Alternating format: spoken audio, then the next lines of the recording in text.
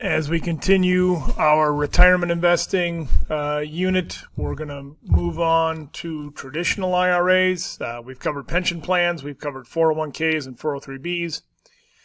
Your traditional IRA, and IRA means individual retirement account. These are set up by the individual. These are not employer-sponsored plans, so there's no employer matching to these. There's an annual limit, and these numbers change over time. It's in the range of about $5,000. So you can put about $5,000 away in an individual retirement account. The maximum you could put away in a 401k or a 403b is $18,000 a year. And if you're older than age 50, I believe the limit has gone up to $24,000 a year. So IRAs, you could put $5,000 a year in, and then if you're over age 50, you could put another $1,000, so it'd be a total of $6,000 a year. Now, again, the IRS changes those numbers on a yearly basis, so depending on when you're watching this video, the actual number may be a little different, but we're kind of ballparking it and saying, you know what, it's about $18,000 or so for your 401k. You could also put money into an individual retirement account, about $5,000, $6,000 a year. Again, all of these options, the 401k, the 403b, and the traditional IRA, you need to leave the money in there till age 59 and a half, and you have the same penalties if you take that money out prior to age 59 and a half.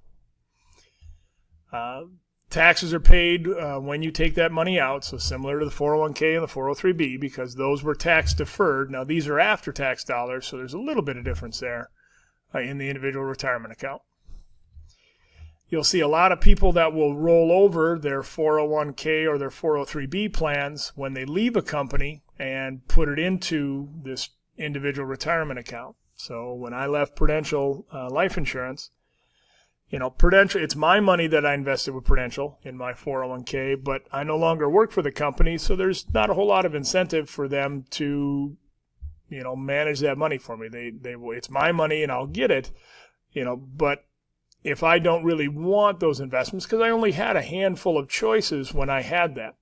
When you get to an individual retirement account, you have thousands of choices of different mutual funds. It's with whatever investment advisor you want to work with. So a lot of freedom in selecting what type of a mutual fund or a stock or a bond that you want to put your money in. Again, you have a 401k or 403b. You could roll over or transition that from an IRA or to an IRA as well. A new idea that's come out, it's been around for probably the last 10 years, but newer idea is something called a Roth IRA. And again, this is an individual retirement account, and it's set up by you. There's no employer match. This is not dealing with your company. But the difference here is you're going to pay the tax up front. Okay, so it's not a tax-deferred thing. You're going to pay the tax up front, but the bonus is once you withdraw your money, every single one of those dollars are tax-free. So Mr. Clem pays the tax up front on his Roth IRA, and that Roth IRA grows to $1 million. And I wait till age 60 or older than 59 and a half, and I could start drawing that money out. Every single one of those $1 million comes to me tax-free. The idea is because I paid my tax up front. There's also something called a SEP IRA, Simplified Employee Pension. A SEP IRA is an individual retirement account set up for your self-employed or small business owners. Because small business owners end up taking a lot more risk, the amount of money that can be put into a SEP IRA, the number's a lot larger. It's not very cost effective to set up a 401k for some small businesses or IRAs, so they come up with this SEP IRA. So self-employed people can invest money tax deferred, similar to a 401k plan. You can use a bank or some other financial institution to help you get that set up.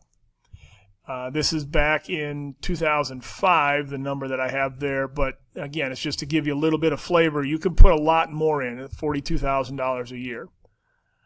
Again, still have the same 59 and a half age requirement to be able to withdraw that money without penalty.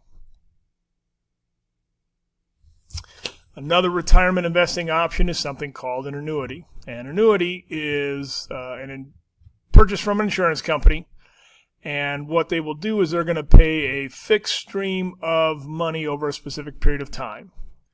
So, Mr. Clem teaches for another, 15, 20 years, and maybe I have a pension plan, and that pension plan is like a monthly paycheck. And that monthly paycheck is nice, clean, and simple, and I can use that money to pay my bills if I still got a mortgage or a car payment or my medical expenses or whatever it is I got going on. I maybe have a 401k plan or a 403b plan. And when I retire, I have access to that big old pool of money. And maybe I don't want to start drawing out of a big old pool of money. Maybe I like or want to say, you know what, I'd rather just get a paycheck every month. Okay. You'll often hear some retirement planning services talk about creating a paycheck for retirement. Well, I could take a big lump sum, whether that be, a life insurance policy on, say, Mrs. Clem, if Mrs. Clem passed, or vice versa. I could take a big old chunk of money like a 401k plan or a 403b plan. Again, once you're old enough, there's no penalty, and you could buy this annuity. Now, they're expensive. The costs, there are costs to owning this. The fees for it are fairly expensive. But if you want that convenience of, I just want a paycheck every month and I don't want to have to manage a big lump sum of money, this is one option for you.